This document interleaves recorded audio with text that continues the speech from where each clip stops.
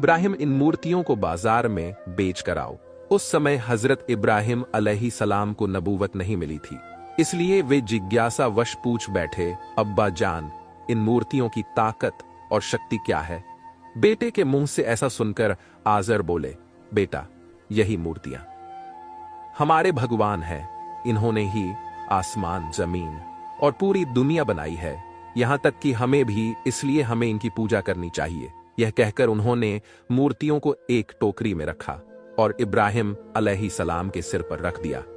इब्राहिम अलैहिस्सलाम टोकरी लेकर बाजार की ओर निकल पड़े। रास्ते में उन्हें पेशाब करने की जरूरत महसूस हुई तो उन्होंने टोकरी जमीन पर रख दी और चले गए। जब लौटे तो देखा कि मूर्तियों के शरीर गीले हो गए हैं। यह देखकर उन्होंने मूर्तियों से पूछा, क्या बात है, तुम्हारे शरीर गीले क्यों हैं? लेकिन मूर्तियां तो बोल ही नहीं सकती थी, इसलिए कोई जवाब नहीं आया। तभी उन्होंने देखा कि पास में एक कुत्ता खड़ा था और उसके नीचे से पानी टपक रहा था। यह देखकर हजरत इब्राहिम अलैहिस्सलाम समझ गए कि कुत्ते ने मूर्तियों पर पेशाब कर दिया है। गुस्से में वे चिल्लाए, तुम तो भगवान हो, तुमने आसमान, जमीन और इंसानों को बनाया है, तो फिर इस मामूली कुत्ते से अपना बचाव क्यों नहीं कर सके? जब कुत्ता तुम पर पेशाब कर रहा था तब तुम भागे क्यों नहीं, या कुत्ते को भगाया क्यों नहीं?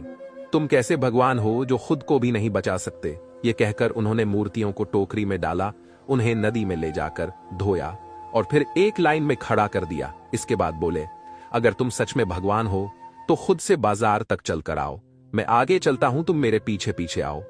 फिर वे चलने लगे। कुछ कदम बाद पीछे मुड़कर देखा तो मूर्तियां वहीं की वहीं खड़ी थी। तब हजरत इब्राहिम अलैहिस्सलाम और भी गुस्से में आ गए और बोले, तुम किस चीज के भगवान हो? तुमने इतने सुंदर इंसान बनाए हैं, जमीन बनाई है, आसमान बनाया है, तो फिर तुम खुद चल भी नहीं सकते। मैं तुम्हें भगवान कतई नहीं मान सकता।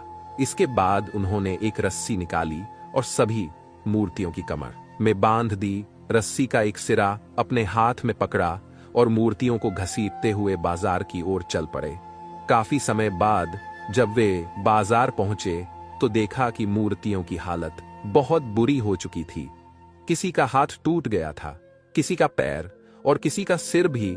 वे उन्हें बेचने के लिए बैठ गए, लेकिन घंटों बैठने के बावजूद एक भी मूर्ति नहीं बिकी, क्योंकि भला टूटी हुई मूर्तियां